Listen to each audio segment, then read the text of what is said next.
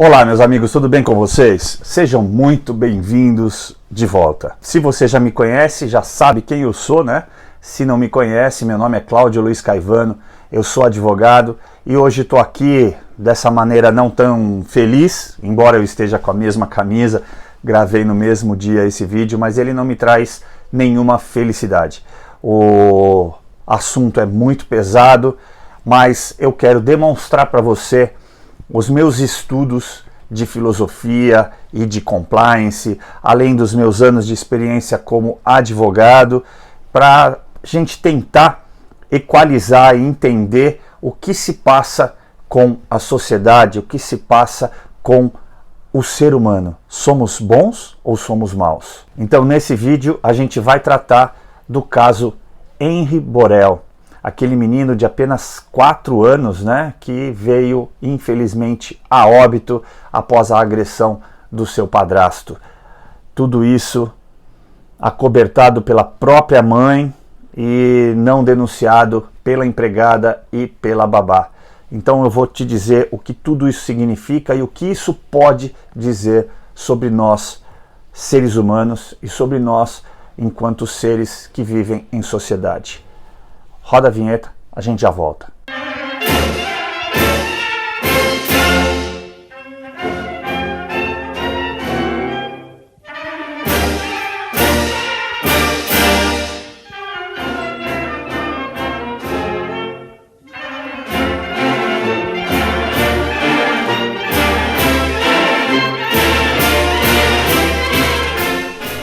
Bom, vamos ao assunto, que é, como eu disse, muito pesado, mas penso ser importante que a gente delimite o que está acontecendo. Você deve ter acompanhado aí na mídia e eu vou rodar 2 vídeos. Um após a prisão deles, é um vídeo do dia 12 de abril, ou seja, segunda-feira. Eu estou gravando esse vídeo na terça-feira 13. E vou rodar antes, agora, um vídeo de um psicólogo que deu uma entrevista ao William Vac na CNN, que eu achei muito interessante e que vem de encontro ao que eu entendo que esteja acontecendo com a sociedade. Mas vamos rodar um vídeo e a gente volta na sequência para tratar disso. A pergunta é: somos bons ou somos maus?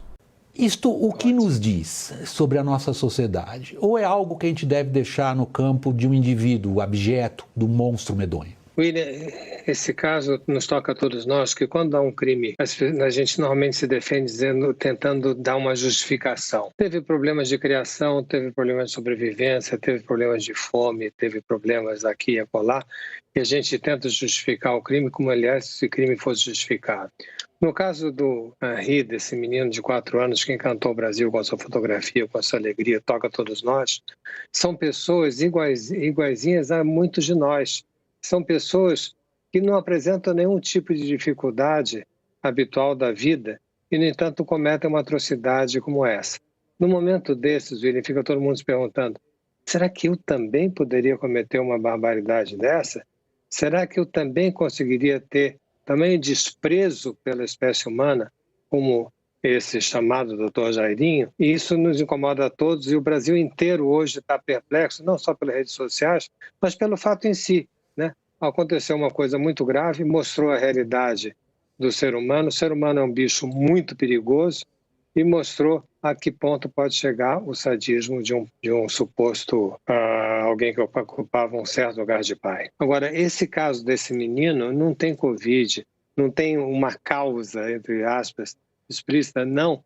São pessoas iguaizinhas a todas nós e com todas as chances boas na vida, e cometem uma atrocidade. Quer dizer, quando não é uma reação, não é uma agressão reativa a algo, mas é um prazer de fazer o mal ao outro, um prazer doentio, um prazer sádico de fazer o mal ao outro, nesse caso uma criança indefesa, 4 anos de idade, e que nesse momento está morta pela existência de pessoas como essa, como esse padrasto e essa mãe. Você viu aí no vídeo agora como ele diz que qualquer um de nós talvez fosse capaz de cometer tamanha atrocidade. É claro que é muito genérico dizer isso dessa forma. O que ele quis dizer com qualquer um de nós poderia cometer esse crime é que eles são dois seres humanos como outros quaisquer. Ou seja, poderiam estar no seio da nossa família. Ou você pensa que não é uma surpresa, que não seja uma surpresa para o pai do assassino ou para a mãe do assassino, suposto assassino, né, ainda não foi julgado. Como advogado, por dever de ofício, não posso nem acusá-lo antes de todo o processo legal. Ocorre que ele é o principal suspeito e, ao que tudo indica, né, os indícios, a materialidade, tudo aponta para o Jairinho, o vereador Jairinho, que inclusive, veja só que agravante, é um médico. Então, como o psicólogo disse aí, eu não vou fazer nenhuma alusão à psicologia, ele delimitou muito bem. Parece que a gente precisaria avaliar o que houve na criação dele, talvez tenha tido alguns abusos psicológicos ou uma criação difícil em que ele não se adequou bem, parece que o pai era coronel, talvez tivesse uma educação bastante rígida e que ele não se sentiu confortável e que em algum momento teve esse gatilho. A mente humana precisa de gatilhos para tudo praticamente, inclusive para um exemplo bem clássico, né? Para aquele pouco que eu estudei de psicologia na faculdade, é que você, por exemplo, se tem uma predisposição a se tornar um dependente químico por qualquer natureza, álcool, por exemplo, que é uma droga entendida como droga lícita, basta um gatilho e você pode vir a sofrer desse mal. A mesma coisa acontece com esse tipo de pessoas. No entanto, é preciso muito cuidado, e por isso eu não vou fazer essa avaliação, porque ele se aproxima muito, ou talvez venha a ser, ou já foi detectado, já foi diagnosticado como sendo um psicopata, porque ele parece se importar muito pouco com a vida humana. Agora, o que a gente vai dizer dessa mãe? Que tinha o dever fundamental pela vida, ela gerou essa vida, né? Ela trouxe à luz essa criança. Então, como pode existir tamanha frieza? Então aí a minha pergunta, o que isso demonstra da nossa sociedade? No meu ponto de vista, e baseado na filosofia, um pensamento de Aristóteles que define a ética, ele diz que o justo prefere sofrer uma injustiça a praticá-la, porque é o correto a fazer. Essa é a definição de ética. A ética socrática, a ética platônica e a ética aristotélica. Por quê? Porque Aristóteles foi discípulo de Platão, que por sua vez foi discípulo de Sócrates, e todos eles compartilharam desta mesma maneira. O compliance leva muito em consideração isso, e o lema do compliance é justamente baseado nessa premissa, ou seja, haja de acordo com o seu discurso. Então, se você prega o bem, se você diz fazer o bem, haja de maneira boa, haja de maneira correta, haja de maneira justa. Basicamente é isso. Além do fato de que quando as pessoas se apresentam, por vezes, de maneira muito correta, muito cordial, é claro que é uma generalização, e isso é muito perigoso. Mas, por certas vezes, aquelas pessoas que aparentam ser muito perfeitas podem apresentar um lado B. Aliás, todos nós, como seres humanos, somos falíveis e temos momentos de pouca lucidez, assim como podemos ter momentos de extrema lucidez. E isso é exatamente a arte de viver. O que eu quero trazer enquanto ponto jurídico é que você percebe, pelo que você vai ver agora no próximo vídeo, eu vou deixar rodar o vídeo e você vai perceber que tem 3 considerações importantíssimas que eu preciso fazer. Do Jairinho, o suposto assassino, a mãe e a babá e a empregada. Então veja o vídeo que passou no dia 12 na mídia mainstream e na volta eu vou traçar mais um parâmetro sobre esse episódio. Um laudo revelou que a criança tinha 23 lesões semelhantes a uma ação violenta. A perita acredita que o garoto começou a apanhar 4 horas antes de ser levado ao hospital, onde chegou morto. A babá Tainá de Oliveira chegou correndo e com o rosto coberto na delegacia. Os investigadores querem saber por que ela mentiu no primeiro depoimento, quando negou que existisse violência entre o padrasto, o vereador Dr. Jairinho, e o enteado Henri. Nas conversas pelo celular com Monique Medeiros, mãe do menino, a babá descreve uma rotina de agressões. Monique e Jairinho estão presos desde a quinta-feira. Eles vão responder por homicídio duplamente qualificado e tortura. É a última imagem dele gravada às 4h09 da manhã. A polícia investiga se o casal demorou para socorrer o menino, já que os peritos concluíram que as lesões aconteceram entre 11h30 da noite e 3h30 da manhã. Sabemos que essa agressão foi uma agressão de alto impacto. Ele pode ter sido lançado contra uma parede com muita força. Ele pode ter sido chutado. Ele pode ter sido pisado quando estava no chão. É possível. A polícia também teve acesso a uma conversa de Monique com uma prima, que é pediatra.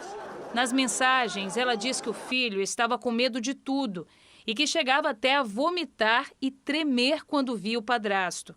Esse caso é verdadeiramente estarrecedor e causa uma comoção, não é mesmo? Portanto, nós vamos voltar ao Rio de Janeiro com o repórter Pedro Paulo Filho, que acompanha o depoimento da babá Tainá Oliveira. Boa noite, Pedro Paulo. Quais são as novidades? Boa noite, Cris. Boa noite a todos. Olha, a polícia já está ouvindo a babá há quase 5 horas.